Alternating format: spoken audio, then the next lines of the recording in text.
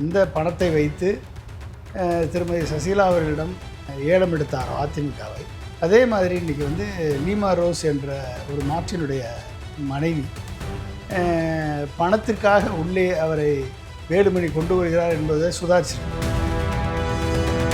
ஒரு காலத்தில் அவர்கள் வந்து ஜெயலலிதா அவர்கள் கடுமையான நடவடிக்கை எடுக்கும் பொழுது என்னை அப்ரோச் பண்ணாங்க.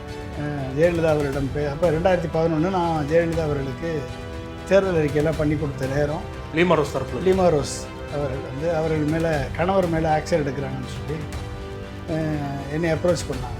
பட் ஆனால் அதற்கு ஜெயலலிதா அவர்கள் இந்த மாதிரி விஷயங்களுக்கு செவி சாய்க்க மாட்டார். எனவே இது நடக்காதுமான்னு சொல்லி அனுப்பிட்டேன். நான் வந்து அதுக்கான முயற்சி எடுக்கலை. இன்றைக்கு ஒட்டுமொத்த அதிமுகவும் அவர் பின்னால் சென்று விடக்கூடிய நிலைமை ஏற்பட்டிருக்கிறது. ஓபிஎஸ் சேர்க்க மாட்டேன், செங்கோட்டையனை நீக்கிட்டேன் என்று சொன்னபோது இதே வேலுமணியும் சிவி சண்முகம் எடுத்திருந்தால் 6 பேர் வீட்டில் போய் பார்த்தாங்க.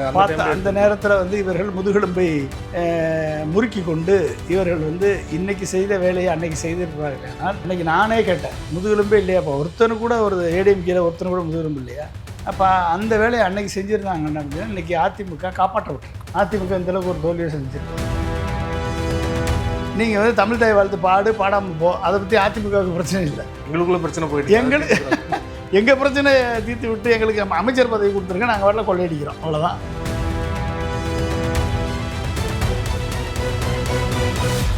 அரசியல் களம் நேயர்களுக்கு வணக்கம். இன்றைக்கு நம்ம நேர்களுக்காக அரசியல் விமர்சகர் பொன்ராஜ் அவர்கள் நம்மோடு இருக்கிறார். அவரோடு பேசலாம். சார் வணக்கம். வணக்கம்ப்பா. தமிழக சட்டசபை 2ஆம் நாளாக இன்று கூடியிருக்குது. ஜேசிடி பிரபாகர் அவர்கள் வந்து சபாநாயகராக தேர்ந்தெடுக்கப்பட்டிருக்கார் ஒருமனதாக. இன்னொரு பக்கம் பார்த்தீங்கன்னா அதிமுகவில் மீண்டும் பிளவு ஏற்பட்டிருக்குது. இந்த முறை பார்த்தீங்கன்னா எஸ்பி வேலுமணி தலைமை, சிவி சண்முகம் தலைமையில் 30 எம்எல்ஏக்கள் அணி திரண்டிருக்காங்க. நேற்று எடப்பாடி அவர்களுடைய ஆதரவுள்ள 17 எம்எல்ஏக்கள் வந்து சட்டமன்ற குழு தலைவராக எடப்பாடி அவர்கள் இருக்குன்னு சொல்லிட்டு சபாநாயகர் சந்திச்சாங்க. இன்றைக்கு 30 எம்எல்ஏக்கள் வந்து எஸ்பி வேலுமணி தலைமை தான் இருக்கணும் அப்படின்னு சொல்லிட்டு அவங்க சபாநாயகரை சந்திச்சிருக்காங்க. விஜய் அவர்களுமே இன்று மதியம் வந்து சிவி சண்முகம் வீட்டில் போய் அதிமுக எம்எல்ஏக்களை பார்க்க போகிறதா தகவல் வந்திருக்கு. என்ன சார் நடக்குது அதிமுகவில்? இது பின்னணியில் யார் சார் இருக்காங்கன்னு நினைக்கிறீங்க? ஜேசிடி பிரபாகரன் அவர்களுக்கு சபாநாயகர் தேர்ந்தெடுக்கப்பட்ட ஜேசிடி பிரபாகரன் அவர்களுக்கும் துணை சபாநாயகர் தேர்ந்தெடுக்கப்பட்ட ரவிசங்கர் அவர்களுக்கும் வாழ்த்துக்கள். ஜேசிடி பிரபாகரன் எம்ஜிஆரோட காலத்து எம்ஜிஆரது அன்பை பெற்றவர், ஜெயலலிதா அவர்களது அன்பையும் பெற்றவர், அதிமுக இணைப்பிற்கு பாடுபட்டவர். புகழேந்தி, ஓபிஎஸ், ஜேசிடி பிரபாகரன் எல்லாம் சேர்ந்து இணைப்பிற்கு பாடுபட்டவர். ஆனால் அவருடைய கோரிக்கை புறக்கணிக்கப்பட்டு அமைதியாக இருந்து இன்றைக்கு அதிமுக இனிமேல் எதிர்காலம் இல்லை என்று சொல்லி விஜயிடம் சென்று சேர்ந்தவர் இன்றைக்கு சபாநாயகராக வந்திருக்கிறார். யாரெல்லாம் எடப்பாடி பழனிசாமி வெளியே அனுப்பினாரோ அவர்கள் எல்லாம் இன்றைக்கு பதவியில் இருக்கிறார்கள். ஓபிஎஸ், வைத்தியலிங்கம், செங்கோட்டையன், பழைய முன்னாள் சபாநாயகர் பி பாண்டியன், மனோஜ் பாண்டியன், ஜேசிடி பிரபாகர், செங்கோட்டையன், அப்புறம் இன்னும் 2-3 எம்எல்ஏக்கள், அதிமுக எம்எல்ஏக்கள் இன்றைக்கி தாவேக்காலையும் திமுகலையும் அமைச்சர்களாக ஆகிட்டாங்க. திமுகவில் எம்எல்ஏக்கள் ஆகிட்டாங்க. அப்போ இந்த ஒரு சக்திகளை வந்து இதெல்லாம் வந்து ஒன்றுமே இல்லை, நான் மட்டும்தான் பெரிய ஆள், நான் தான் பொதுச் செயலாளர், நான் சொல்கிறது தான் கேட்கணும், யாரும் எனக்கு தேவையில்லை, நீக்கப்பட்டவர்கள் தான் என்றெல்லாம் பேசி அவர்களை எல்லாம் வெளியே அனுப்பிய எடப்பாடி கர்மா, அவருக்கு உரிய கர்மா இன்றைக்கி திரும்பி அதே கர்மா இன்றைக்கி பாய்ந்திருக்கிறது. எந்த பணத்தை வைத்து திருமதி சசிகலா அவர்களிடம் ஏலம் எடுத்தாரோ அதிமுகவை, அதே மாதிரி இன்றைக்கி வந்து லீமா ரோஸ் என்ற ஒரு மாற்றினுடைய மனைவி பணத்திற்காக உள்ளே அவரை வேலுமணி கொண்டு வருகிறார் என்பதை சுதாரிச்சிருக்கணும்.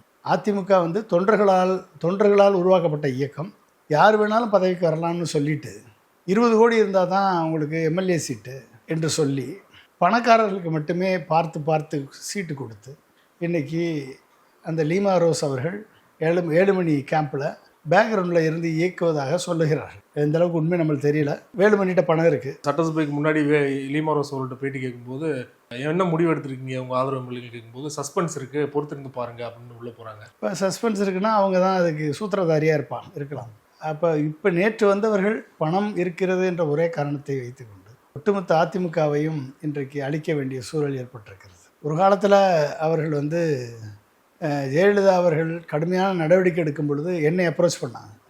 ஜெயலலிதா அவரிடம் அப்போ 2011 நான் ஜெயலலிதா அவர்களுக்கு தேர்தல் அறிக்கையெல்லாம் பண்ணி கொடுத்த நேரம் லீமா ரோஸ் அவர்கள் வந்து அவர்கள் மேலே கணவர் மேலே ஆக்ஷன் எடுக்கிறாங்கன்னு சொல்லி என்னை அப்ரோச் பண்ணாங்க. பட் ஆனால் அதற்கு ஜெயலலிதா அவர்கள் இந்த மாதிரி விஷயங்களுக்கு செவி சாய்க்க மாட்டார். எனவே இது நடக்காதுமான்னு சொல்லி அனுப்பிட்டேன். நான் வந்து அதுக்கான முயற்சி எடுக்கலை. இன்றைக்கு ஒட்டுமொத்த அதிமுகவும் அவர் பின்னால் சென்று விடக்கூடிய நிலைமை ஏற்பட்டிருக்கிறது. அதே அதிமுக யாரிடமிருந்து அடைக்கலம் கேட்டு வந்தாரோ அந்த அதிமுகவை கபலீகரம் பண்ணிவிட்டார்கள். தேர்தலுக்கு ஒரு மாதத்துக்கு முன்னாடி தான் கட்சியில் சேர்றாங்க, உடனே சீட்டு வாங்குறாங்க, ஜெயிக்கிறாங்க. பணம் பத்தும் செய்யும். ஆனால் 7 மினிட் இல்லாத பணமா, மற்ற அமைச்சர்கள்ட்ட இல்லாத பணமா, அதனால் வந்து விஜயபாஸ்கர்ட்ட இல்லாத பணமா. ஆனால் அவர்களுக்கு இப்பொழுது தேவை பதவி. அதற்கு வந்து அவர்கள் எடுத்த முயற்சியை ஓபிஎஸ் சேர்க்க மாட்டேன், செங்கோட்டையனை நீக்கிட்டேன் என்று சொன்னபோது இதே வேலுமணியும் சிவி சண்முகம் எடுத்திருந்தால் 6 பேர் வீட்டில் போய் பார்த்தாங்க. அந்த நேரத்தில் வந்து இவர்கள் முதுகெலும்பை முறுக்கி கொண்டு இவர்கள் வந்து இன்னைக்கு செய்த வேலையை அன்னைக்கு செய்திருப்பார்கள். ஆனால் அன்னைக்கு நானே கேட்டேன், முதுகெலும்பே இல்லையாப்பா, ஒருத்தனு கூட ஒரு ஏடிஎம்கேல ஒருத்தனு கூட முதுகெலும்பு இல்லையா? அப்போ அந்த வேலையை அன்னைக்கு செஞ்சுருந்தாங்க அப்படின்னா இன்றைக்கி அதிமுக காப்பாற்றப்பட்டிருக்கு. அதிமுக இந்தளவுக்கு ஒரு தோல்வியை செஞ்சுருக்காரு. ஸோ இவர்களுக்கு இப்பொழுது வந்த கோபம், வாய்ப்பு ஒன்று கிடச்சிருக்கு. இந்த வாய்ப்பை மறுக்கிறார் எடப்பாடி. திமுக ஆதரவோடு அதிமுக வை வந்து பதவியில் அமர்த்துகிறோம், எடப்பாடி பழனிசாமியை முதல்வர் ஆக்குகிறோம் என்ற வாய்ப்பு வருதுன்னு வச்சுக்கோங்களேன். இது எல்லாரும் விரும்பின வாய்ப்பு. அது விஜயால் ஆட்சி அமைக்க முடியாத சூழல் இருக்கும் பொழுது ஏன் அதிமுக சேரக்கூடாது அப்படின்ற காமன் மேன் கூட கேட்ட கேள்வி அது. இதில் அதிமுகவும் திமுகவும் எந்த அளவுக்கு டிஸ்கஸ் பண்ணாங்க நம்மளுக்கு தெரியாது. அவங்க என்ன சொல்கிறாங்கன்னா அதிமுக காணாமல் போயிடும், திமுக எதிர்ப்பில் வளர்ந்தது தான் அதிமுக விழுந்த ஒவ்வொரு ஓட்டு திமுகவுக்கு எதிரான ஓட்டு தான். ஸோ ரெண்டு ஒன்றிணைச்சுன்னா நம்ம அடுத்த தேர்தலில் எந்த முகத்தை வச்சு மக்கள்கிட்ட போய் ஓட்டு கேட்க முடியும்? இப்போ தாவேக்காவுக்கு விழுந்த ஓட்டு எதுக்கு எதிரான ஓட்டு? அதிமுகவுக்கு எதிரான ஓட்டு தானே தாவேக்காவுக்கு விழுந்த ஓட்டு. இப்போ நீங்கள் போய் தாவேக்கா கூட்டணியோட சேர்ந்தீங்கன்னா ஏடிஎம்கே கரைஞ்சி போயிடாதா தாவேக்கால? தாவேக்காவுக்கும் அதிமுகவுக்கு விழுந்த ஓட்டு திமுக எதிர்ப்பு ஓட்டு. ஸோ நாங்கள் 2 பேரும் சேர்ந்தோன்னா அது எப்படி பிரச்சனையாக வராது? அது எப்படி வராது? அதிமுக வேணாம் தானே தாவேக்காவுக்கு போட்டிருக்கான். திமுக எதிர்த்த ஓட்டு அதிமுகவுக்கு வரணும். ஏன் அதிமுகவுக்கு வராமல் தாவேக்காவுக்கு போச்சு?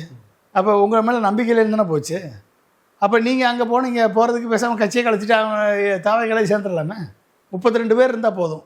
அப்படியே என் பிளாக்காக போய் தாவேக்கால ஜாயின் பண்ணிட்டீங்கன்னா தாவேக்கா வந்து ஸ்டேபிள் கவர்மெண்ட் ஆயிரும், அறுதி பெரும்பான்மை ஏற்ற கவர்மெண்ட் ஆயிரும். உங்களுக்கு தனி கட்சி அடையாளம். அந்த கேள்வி வருமா இல்லையா? உங்களுக்கு தேவை பதவி தானே. கட்சியை கலைச்சிட்டு நீங்கள் போய் அங்கே போய் சேர்ந்துருங்க விஜய்கிட்ட. ஸோ தட் அவர் கண்ட்ரோலில் இருப்பார். இப்போ நீங்கள் உங்களை கூட்டணி கட்சியை வச்சுக்கிட்டு நீங்கள் பண்ணுற தப்புகளுக்கு விஜய் எதுக்கு பழி ஏற்கணும்? நீங்கள் பண்ணுற தப்பு விஜய் இப்போ வந்து என்னது, நான் சுத்தமான ஆட்சி கொடுப்பேன், உங்களை லெட்டர் ஆட்சி கொடுப்பேன், ஆட்சிக்கு வந்து விட்டோம் என்று சொல்லி ஆட நினைத்தால் அந்த மனசுலேருந்து எரேஸ் பண்ணியிருக்கேன்னு கட்சிக்காரர்களே மிரட்டுறாரு. மட்டும்தான் பவர் சென்டர், நான் மட்டும்தான் பவர் சென்டர்னு சொல்லியிருக்காரு.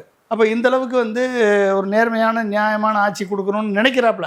அதவே நம்ம பாராட்டணும். சரி, அந்த ஒரு அது எவ்வளோ தூரம் போகுதுன்றது நம்ம பார்த்தா தான் தெரியும். அப்போ அதில் வந்து விஜய் அவர்களும் விருப்பப்படுற மாதிரி தானே தெரியுது. சபாநாயகரை சந்திக்கிறாங்க, விஜய் அவர்களே வந்து சிவி சண்முகம் தலைமையிலான எம்எல்ஏக்களை சந்திக்கிறதா தகவல் வருது. இல்லை, அது உங்களுக்கு வந்து இந்த 30 பேர் உங்களுக்கு கிடச்சிட்டா உங்களுக்கு வந்து ஒரு ஸ்ட்ராங்கான ஸ்டேபிளான கவர்மெண்ட் ஃபார்ம் பண்ணிடலாம் 5 வருஷத்துக்கு.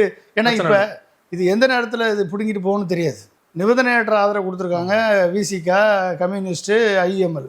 நீங்கள் ஒரு தவறு பண்ணினா மத்திய ஒன்றிய அரசு பிஜேபிக்கு ஆதரவாக, ஆர்எஸ்எஸ்க்கு ஆதரவாக ஒரு வேலை நடந்தால், மத்திய அரசினுடைய மும்மொழி கொள்கை திணிக்கப்பட்டால், NEP 2020 திணிக்கப்பட்டால், நீட்டு விளக்கப்படாவிட்டால், இந்த மாதிரி பல்வேறு விஷயங்கள் வந்து வரக்கூடிய காலகட்டம். ஏற்கனவே அறிக்கைகள் கொடுத்துட்டாங்க. தமிழ் தாய் வாழ்த்து கடைசியாக போனது, விக்சித் பாரத், சிக்ஷா அபியான் வந்து தமிழ்நாட்டுடைய பல்கலைக்கழகங்கள்லாம் டேக் ஓவர் பண்ணப்பட்டால், பல்கலைக்கழகங்கள் செயலிழக்கப்பட்டால், இப்போ இதெல்லாம் இந்த மாதிரி பிரச்சனை வரும் பொழுது விசிகா, கம்யூனிஸ்ட்டு, ஐஎம்எல் ஆதரவு கொஸ்டின் மார்க். அப்போ அதை வந்து அதிமுகவை பொறுத்த வரைக்கும் கேட்டால் நீங்கள் தேசிய கீதம் பாடு, இல்லை நீ வந்து ஹிந்தியில் பாடு, இல்லை வந்து குஜராத்தில் பாடு, எதில் பாடினாலும் அதிமுகவுக்கு பிரச்சனை இல்லை. கேட்டாங்களா? அதாவது ஒரு அறிக்கை வரல. நீங்கள் வந்து தமிழ் தாய் வாழ்த்து பாடு, பாடாமல் போ, அதை பற்றி அதிமுகவுக்கு பிரச்சனை இல்லை. எங்களுக்குள்ள பிரச்சனை போயிட்டு எங்கள் பிரச்சனையை தீர்த்து விட்டு எங்களுக்கு அமைச்சர் பதவி கொடுத்துருங்க, நாங்கள் வரல கொள்ளையடிக்கிறோம், அவ்வளோதான் அவங்கள பொறுத்த வரைக்கும். அப்போ நீங்கள் வந்து இப்படிப்பட்ட ஒரு ஆளுங்களை கிடைக்கிறது உங்களுக்கு வந்து சொலை மாதிரி.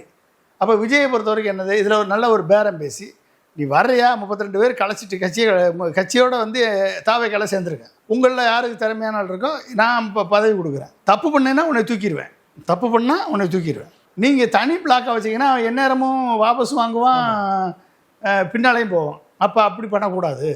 அப்போ விஜயை பொறுத்த வரைக்கும் அதிமுக வேலுமணி குரூப்பை 32 பேர் பிரிஞ்சு வராங்க அப்படின்னா 32 பேரையும் நீங்கள் 32 பேர் வாங்க, ஒட்டுமொத்த குரூப்பாக வந்து கட்சியை இணைச்சிருங்க, உங்கள் குரூப்பை வந்து எங்கள் தாவைக்கால இணைச்சிருங்க. அப்போ வந்து ஆன்டி டிஃபெக்ஷன் அப்ளை ஆகாது.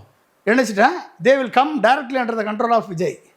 நாளைக்கு தவறு பண்ணால் விஜய் நடவடிக்கை எடுக்கலாம். ஆனால் சிவி சண்முகம் இவ்வளோ பேசினவர் தெளிவாக ஒரு வார்த்தை சொல்கிறார் இல்லையா, எங்களுடைய பொதுச் செயலாளர் எடப்பாடி பழனிசாமி அவர்கள் தான் அதிமுக உடைப்பது எங்கள் நோக்கம் அல்ல. அப்புறம் உடைக்காமல் இப்போ என்ன பண்ணியிருக்காங்க, உடைச்சி தானே பண்ணியிருக்காங்க. உடைப்பது நோக்கம் இல்லைன்னா நீங்கள் உட்காந்து பேசியிருக்கணும். எடப்பாடி பழனிசாமிகிட்ட பொதுக்குழு கூட்ட சொல்லி நீங்கள் 32 பேர் தனியாக நிற்காமல் 47 பேர் என் பிளாக்காக எடப்பாடி பழனிசாமியை எதிர்க்கட்சி தலைவரை தேர்ந்தெடுத்துருக்கணும். எடப்பாடி பழனிசாமி தானே உழைச்சார். எடப்பாடி பழனிசாமி தானே உங்களுக்காக எல்லா 210 தொகுதிகளில் பிரச்சாரம் போனார். எடப்பாடி நீங்கள் யாராவது போனீங்களா? எடப்பாடி பழனிசாமி தானே பணம் செலவழிச்சார். அதே தான் இருக்கு. அறிக்கை வாயில அதிமுக தரப்பு வந்து அதிகாரப்பூர்வமாக வந்திருக்கு. இந்த மாவட்டத்திலே உங்களுக்கு ஜெயிக்க வைக்க துப்பு இல்லை, நீங்கள் ஜெயிக்கத்தனமா இல்லையா அப்படின்னு ஆசான வேரில் வந்து அறிக்கை வந்திருக்கு. ஆனால் அதே நேரத்தில் எடப்பாடி பழனிசாமிக்கு சேலத்தில் ஃபுல்லாக ஜெயிச்சிட்டார். ஆனால் தமிழ்நாடு முழுக்க செல்வாக்கு இல்லைன்னு இவங்க சொல்லுவாங்க. அப்போ என்ன பிரச்சனைனா, எடப்பாடி பழனிசாமியை அதிமுகவை வெற்றிக்கு இழுத்து செல்ல முடியாது என்பதுதான் நம்மளை போன்றவர்கள் அதிமுக மேலே எம்ஜிஆர் காலத்து அதிமுகவில் இருந்தவங்க என்ற பற்றோட நம்ம வந்து என்ன சொல்கிறோம், நீங்கள் வந்து எடப்பாடி பழனிசாமி பொதுச்செயலாளர் ஆக வேணாம்னு நம்ம சொல்லலை. நீங்கள் பொதுச்செயலாளர் இருங்க, நீங்களே முதலமைச்சர் கேண்டிடேட்டாக இருங்க, ஆனால் எல்லாரையும் ஒன்று சேருங்கன்னு சொன்னோம். ஓபிஎஸ்ஸை சேருங்க, புகழேந்தியை சேருங்க, கேசி பழனிசாமியை சேருங்க, சசிகலாவை சேருங்க, டிடிவி தினகரனை சேருங்க, எல்லாரையும் ஒன்று சேருங்க. ஒன்று சேர்த்து ஒரு பிளாக்காக மாற்றுங்க. அப்போ தான் உங்களுக்கு வெற்றி வாய்ப்பு வரும். இளைஞர்களுக்கு வாய்ப்பு கொடுங்க. தேர்தலுக்கு முன்னாடியே ஒன்றிணைந்திருந்தனா இன்னும் ஒரு 10-15 தொகுதியாவது அதிகமாக இருக்கும். அதிகமாக இருந்திருக்கு. இவ்வளோ ஜெயிச்சிருக்க மாட்டார். அப்போ வந்து உங்களுக்கு இந்தளவுக்கு கடுமையாக தோற்றுருக்க மாட்டீங்க. நீங்களும் டிஎம்கேயும் ஈக்குவலாக வந்திருப்பீங்க. 73 வந்துட்டாங்களா டிஎம்கே கூட்டணி. இப்போ தோற்று போனது யாரால்? விஜயோட எழுச்சி, அதிமுகவுடைய வீழ்ச்சி. பிஜேபியால் இங்கே ஒன்றும் பண்ண முடியல. அதனால் விஜய் வந்து வெற்றி பெற்றதுனால அதிமுக வீழ்ச்சி அடைஞ்சு போச்சு. இன்றைக்கி நீங்கள் அதிமுகவிலேருந்து நீங்கள் போகிறது, இனிமேல் அதிமுகவை கட்டியெழுப்பி கொண்டு வருவதற்கு இவங்க எல்லாரும் ஒன்று சேர்ந்தால் மட்டும்தான் முடியும். இப்படி இவங்க வந்து பிரிஞ்சுக்கிட்டு இருந்தாங்கன்னா முடியாது. சரி, இப்போயாவது நான் தான் பொதுச் செயலாளர் என்று சொல்லாமல் அட்லீஸ்ட் எம்ஜிஆர் சொன்ன உயிலை நீங்கள் எல்லாருமே 2016 ஜெயலலிதா இறந்த போது யாரெல்லாம் ஏடிஎம்கேல இருந்தீங்களோ அத்தனை பேர் ஒன்றா வாங்க, ஒன்றா சேருங்க. நீங்கள் எல்லாருமே வந்து நீங்கள் பொதுச் செயலாளர் பதவிக்கு போட்டி போடுங்க. அதிமுக தொண்டர்கள் 2016 கார்டு வச்சுருக்க அத்தனை பேருமே ஓட்டு போடட்டும். அதிலிருந்து அதிமுகவுடைய பொதுச் செயலாளர் வரட்டும். அவர் சொல்ல எல்லாரும் கேளுங்க. அது வரைக்கும் அது உடையாமல் இருங்க. அதுக்கு எடப்பாடி ஒத்துக்குவாரா? அப்போ எடப்பாடி என்ன பண்ணணும்? இன்னைக்கு நீங்கள் தோற்று போய் எடுத்த முடிவுலாம் பார்த்தீங்கன்னா கட்சி தோத்தாலும் பரவாயில்ல, பொதுச் செயலாளர் இருக்கணும் அப்படிங்கிற மாதிரி தானே இருக்கு அவர் எடுத்த முடிவு. அப்போ எப்படி அவர் வந்து அதிமுக காப்பாற்றுவார்? அவர் இன்னைக்கு அதே வேலையை தான் வேலுமணியும் சிவி சண்முகம் பண்ணுறாங்க. அதிமுகலே பார்த்தீங்கன்னா எடப்பாடி பழனிசாமி நிறைய தவறுகள் பண்ணியிருந்தாலும் அவருக்கு இருக்கிற ஒரு ஸ்டேஜை வந்து மற்ற தலைவர்கள் சிவி சண்முகத்துக்கு இருக்கா, இல்லைனா வந்து எஸ்பி வேலுமணிக்கு இருக்கா அப்படிங்கிற ஒரு கேள்வியும் இருக்கு இல்லையா? அது இருக்குது. அது கண்டிப்பாக வந்து எடப்பாடி பழனிசாமி ஒரு டஃப் நெகோஷியேட்டர், ஒரு லீடர். ஆனால் என்ன பிடிவாதக்காரராக இருக்கார். அந்த பிடிவாதம் தான் வந்து அவர் தலைமை தோற்பதற்கு காரணமாக அது அமைந்து விட்டது. நான் யாரையும் சேர்க்க மாட்டேன்றது பிடிவாதம். இன்க்ளூசிவாக இல்லை அவர். அப்போ அவரிடமிருந்து விட்டு போனது யார்? இளைஞர்கள், இளம் பெண்கள் போயிட்டாங்க. முதல்ல அதிமுகவில் யூத்தே இல்லை. அதிமுகவில் பழைய கட்சிக்காரர்கள் எல்லாம் காலி. Sasikala out, Dhinakaran out, OPS out, Pugazhendhi out, KC Palaniswami out, Sengottaiyan out, JCD Prabhakar out, எல்லாம் காலி. இதெல்லாம் வந்து தனி மனிதர்கள் என்று நினைத்தார் எடப்பாடி. இது இல்லை அப்படின்றது ப்ரூவ் பண்ணிட்டாங்க. அதிமுகட்டிருந்து கிறிஸ்தவ முஸ்லீம் வாக்குகள் போயிடுச்சு. ஏன்னா நம்பகத்தன்மை இல்லை. இவர் வந்து எஸ்டிபிஐ கூட்டணி வச்சுக்கிட்டான். 26லையும் கூட்டணி இல்லை, 24லையும் கூட்டணி இல்லை, பிஜேபியோட 26லையும் இல்லை, 31லையும் இல்லைன்னாரு. அடுத்த வருஷமே மாற்றினார். அப்போ நம்பகத்தன்மை எப்படி வரும்? பிரேமலதா மேடத்துக்கு எழுதி கொடுத்தாரு ஒரு சீட்டு எம்பி. எழுதி கொடுத்து நானே அக்ரிமெண்ட்டாக போட்டிருக்கோன்னு கேட்டார். அந்த அக்ரிமெண்ட்டை காமிச்ச உடனே அதில் டேட்டு போட்டிருக்கான்னு கேட்டார். அப்போ என்ன ஆகுதுன்னா நம்பகத்தன்மை இல்லை. ஸோ யூ லாஸ்ட் கிரெடிபிலிட்டி இல்லாதனால என்ன ஆகுது அப்படின்னா வந்து எடப்பாடியால் வந்து அந்த மக்கள் மத்தியில் ஒரு நம்பகத்தன்மையை பெற முடியும். இப்போ நம்பகத்தன்மை பெறாமல் எப்படி நீங்கள் ஜெயிப்பீங்க? சேலத்தில் மட்டும் ஜெயிச்சா முதலமைச்சர் ஆக முடியுமா? உங்களை நம்பி வந்த பிஜேபி இன்றைக்கி வந்து 11%லேருந்து 2.5% போயிடுச்சு. ஒரே ஒரு எம்எல்ஏ ஒரே ஒரு எம்எல்ஏ. ஸோ அதுவும் காலி பண்ணிட்டீங்களா? அப்போ என்ன ஆகுதுன்னா, கிரவுண்ட் லெவலில் ஒரு ஊழலுக்கு எதிரான மனநிலை மக்கள்கிட்ட இருக்குது, உங்களுடைய ஆட்சிக்கு எதிரான மனநிலை மக்கள்கிட்ட இருக்குது. ஏடிஎம்கே டிஎம்கே ஊழலுக்கு எதிரான ஊழல் வந்து அரசு அலுவலகங்களில் மக்கள் அதிகமாக தொடர்புடைய அனைத்து அரசு அலுவலகங்கள்லையும் ஊழல் வந்து கரை புரண்டு ஓடுது. இது வந்து மக்கள் வந்து இதை ஒழிக்கணும்னு பார்க்குறான், இப்படி வரக்கூடாதுன்னு பார்க்குறான். ஆமாம், வெடிச்சிட்டான். ரெண்டாவது. மூணாவது, உங்கள் கட்சி தலைவர்கள் எல்லாம் வந்து ஜமீன்தார் மாதிரி பிஹேவ் பண்ணுறாங்க. இளைஞர்களுக்கான வாய்ப்பு இல்லை. இளைஞர்கள் வந்து உங்கள் கட்சியில் வந்து ஜாயின் பண்ணுறதுக்கோ உழைப்பதற்கோ உழைக்கிற இளைஞர்களை மதிப்பதற்கோ, கடுமையாக உழைக்கிற எத்தனையோ இளைஞர்கள் ஏடிஎம்கேல இருக்காங்க, டிஎம்கேல இருக்காங்க. ஆனால் யாரையுமே நீங்கள் மதித்து அவங்கள வந்து அடுத்த லெவலுக்கு கொண்டு வர்றதுக்கோ உங்களுக்கான வாய்ப்பு இல்லை. டிஎம்கேல 60 புதுமுகங்களுக்கு வாய்ப்பு கொடுத்தாரு. யார்? ஸ்டாலின் கொடுத்தாரு. நீங்கள் எத்தனை பேர் கொடுத்தீங்க புதுமுகத்துக்கு? எத்தனை புதுமுகம் வந்திருக்காங்க ஏடிஎம்கேல? இப்போ இதெல்லாம் தான் வந்து தாவேகாவுடைய எழுச்சிக்கு காரணமாக இருக்குது. ஸோ தாவேகா பக்கம் போனால் அட்லீஸ்ட் நம்மளுக்கு ஒரு அரசியல் அங்கீகாரம் கிடைக்கிது. ஒரு நடிகை ஜெயிக்கிறாங்களோ இல்லையோ அது அவங்களுக்கே தெரியாது, ஆனால் அந்த அங்கீகாரத்தை வாங்கிட்டாங்கல்ல இன்றைக்கி. இப்போ கிரவுண்ட் லெவலில் நம்ம ஒரு சைடில் வந்து மேலே பார்க்குறோம், வளர்ச்சி இருக்குது, நல்ல திட்டங்கள் செயல்படுத்தப்பட்டிருக்கு, தமிழ்நாடு ப்ரொக்ரெசிவ் பாத்தில் போயிட்டுருக்கு. ஆனால் அது கிரவுண்ட் லெவலில் ரெஃப்ளெக்ட் ஆகலை. ஊழலும் அதிகார வர்க்கமும் கான்ட்ராக்டும் கரைபுரண்டு ஓடுது. இளைஞர்களுக்கு வாய்ப்புகள் மறுக்கப்படுகிறது. இது வந்து அப்படியே அகெயின்ஸ்டாக டிஎம்கேக்கு ஏடிஎம்கேக்கு அகெயின்ஸ்டாக மாறி இருக்கு. இந்த வாய்ப்பு அதே வாய்ப்பு விஜய்க்கு கிடைக்குமான்னு தெரியாது. இதே வாய்ப்பு இதே சுச்சுவேஷன் விஜய்க்கு தொடருமான்னு நம்மளும் சொல்ல முடியாது. இதே எதிர்பார்த்துருக்க மாட்டாங்க. ஆனால் அவங்க எதிர்பார்க்கல, கிடச்சிருக்கு. இளைஞர்கள் பல்வேறு இளைஞர்கள் இன்றைக்கி பதவிக்கு வந்திருக்காங்க. சரி, இவர்கள் வந்து ஊழலற்ற ஆட்சி கொடுங்க அப்படின்னு இவர் சொல்கிறாரு. அந்த ஊழலற்ற ஆட்சியை எங்கேருந்து ஆரம்பிக்கணும்? ஃபஸ்ட் லெவல் கவர்மெண்ட் ஆஃபீஸில் எங்கேயுமே ஊழல் இருக்கக்கூடாது. அடுத்து கான்ட்ராக்டில் ஊழல் இருக்கக்கூடாது. இது ரெண்டையும் ஒழிச்சாலே மிகப்பெரிய ஒரு, இந்த ரெண்டையும் ஒழிச்சிட்டா உங்களை நம்பி வந்த இளைஞர்கள் 2 கோடி 5 கோடி செலவழித்து வந்தவன் தெருவில் தெரியும், அவன் சம்பாதிக்கணும்னு பார்ப்பான். அப்போ அங்கே ஒரு டைக்காட்டமி ப்ரிவேல் ஆகும். அப்போ இது எப்படி மேனேஜ் பண்ணுறது அப்படின்னு மேனேஜ் பண்ண முடியும். ஆனால் அதுக்கு வழி இருக்குது, வழிமுறை இருக்குது. ஆனால் அதெல்லாம் அவருக்கு தெரியுமா, எப்படி செய்கிறதுன்னு தெரியுமான்னு தெரியாது. சரிங்களா? ஸோ இதெல்லாம் செய்ய தெரிந்தால்தான் ஊழலற்ற ஆட்சி கொடுப்பேன்றதில் நம்ம ஜெயிக்க முடியும். ஊழலற்ற ஆட்சி கொடுத்தா மட்டும் போதாது, 4 லட்சம் கோடி எக்ஸ்ட்ரா அடிஷ்னல். ஆமாம், இவருடைய திட்டங்கள் எல்லாம் செயல்படுத்தினா 4 லட்சம் கோடி வேணும், எக்ஸ்ட்ரா 4 லட்சம் கோடி வேணும். 4 லட்சம் கோடி பட்ஜெட்டு, அடிஷ்னலாக 4 லட்சம் கோடி வேணும். இப்போ அதை எங்கே போய் திரட்டுறது? அதான் காரணம் சொல்லிட்டாரு, கஜானாவில் ஒன்றும் இல்லை. கஜானாவில் எப்படி இல்லாமல் போகும்? கஜானாவில் இல்லைன்னு சொல்கிறது அது வந்து வழக்கமான அரசியல் குற்றச்சாட்டு. மாதம் 25,000 கோடி வருமானங்க தமிழ்நாட்டுக்கு. மாதம் 25,000 கோடி வருமானம் வருது. அப்புறம் எப்படி கஜானா காலியாகும்? வரக்கூடிய வருமானத்தை எப்படி செயல்படுத்தணும்னு தெரியணும், அவ்வளோதான். அதை விட்டுட்டு மந்த்லி 25,000 crore வருது. ஸ்டேட் ஜிஎஸ்டி, ஃபியூயல் வேட்டு, லிக்கர் வேட்டு, TASMAC, stamp duty, registration, electricity, இந்த மாதிரி சொத்து வரி, பல்வேறு கஸ்டம்ஸு, இந்த மாதிரி பல்வேறு வகையில் வந்து 25,000 கோடி வருது வருமானம் மாதம். அப்புறம் எப்படி கஜானா காலியாகும்? கஜானா காலியாகும். அது வந்து வருது. ஸ்டாலின் அவர்கள் அறிக்கையில் தெளிவாக சொல்லியிருந்தால, பணம்லாம் இருக்குது, கொடுக்குற மனசு இருக்கணும்னு சொல்லிட்டு, பணத்தை எப்படி மேனேஜ் பண்ணணும் அப்படின்றது தெரியணும். அது போக போக அவர் கற்றுக்குவார். நான் போக போக கற்றுக்கணும். அது எப்படி கற்றுக்குவார்? அது வந்து ஐஏஎஸ் ஐபிஎஸ் அதிகாரிகள் தான் ரொம்ப கேர்ஃபுல்லாக டீல் பண்ணணும். இல்லைன்னா இவரை சிக்கலில் மாட்டி விட்டு போயிடுவோம். 50 வருட அனுபவம் இருந்த ஸ்டாலின் அவர்கள் மீதே வைக்கப்பட்ட விமர்சனம், அதிகாரிகள் கையில் தான் ஆட்சி இருக்குது, ஸ்டாலின் அவர்கள் கையில் ஆட்சி இல்லை அப்படிங்கிற விமர்சனம் வந்தது.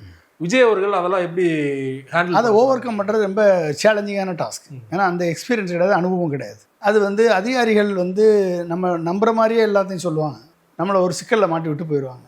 அதுக்கு வந்து அந்த அனுபவம் இருந்தால் தான் அதிலேருந்து வெளியே வர முடியும், அது கேள்வி கேட்க முடியும். கரெக்டாக கேள்வி கேட்டு அதை ஃபிக்ஸ் பண்ணுறதுக்கு அந்த அனுபவம் வேணும், ஹெல்ப் பண்ணும். அது அவருக்கு எப்படி வரப்போகுது நம்மளுக்கு தெரியல. அது வந்து அது போக போக தான் அவர் கற்றுக்குவார். அப்போ அதுக்குள்ளே வந்து அவர் ஏகப்பட்ட பாடங்கள் படிக்க வேண்டிய சூழல் ஏற்படும். உங்களுக்கு நல்லா பேசுகிற மாதிரியே பேசுவாங்க, ஆனால் உங்களை கொண்டு ஒரு சிக்கலில் மாட்டி விட்டுருவோம். கொஞ்சம் ஜாக்கிரதை இல்லைன்னா ஒரு சிக்கலில் மாட்டி விட்டுரும். இந்த ஆட்சி வந்தாலும் அதிகாரத்தில் அவங்க தான் இருக்க போகிறாங்க. ஆமாம், பழி வந்தால் இவங்க தான் ஏற்கணும், விஜய் தான் ஏற்கணும். அதிகாரிகள் அதே மாதிரி இன்னொருத்தன் ஜெயிச்சான்னா அவங்க பின்னால் போய் பூங்கத்தை கொடுத்து, இப்போ எப்படி விஜய்க்கு பூங்கத்தை கொடுத்தாங்களோ அதே மாதிரி அங்கே போய் பூங்கத்தை கொடுத்து, ஐயா நான் நல்லா பண்ணியிருக்கேன் அப்படின்னு சொல்லி அங்கே பதவி வாங்கிட்டு போயிட்டே இருப்பாங்க. அதிகாரிகளை மட்டும் நம்பி ஆட்சி நடத்தினால் அந்த ஆட்சி காட்டாட்சியாக தான் இருக்கும். தனது அறிவையும் பயன்படுத்தணும், காமன் சென்ஸையும் பயன்படுத்தணும், தொலைநோக்கு பார்வையும் பயன்படுத்தணும், சரியான கேள்வி கேட்க தெரியணும். இத்தனையும் பண்ணால் தான் அதை அவங்கள நம்ம லகானுக்குள்ளே கொண்டு வரணும். ரொம்ப நன்றி சார். சமகால அரசியல் சூழல் தொடர்பாக அவங்க நேரத்தை ஒதுக்கி விரிவாக அவங்களோட பகிர்ந்து கொண்டீங்க. மிக்க நன்றி.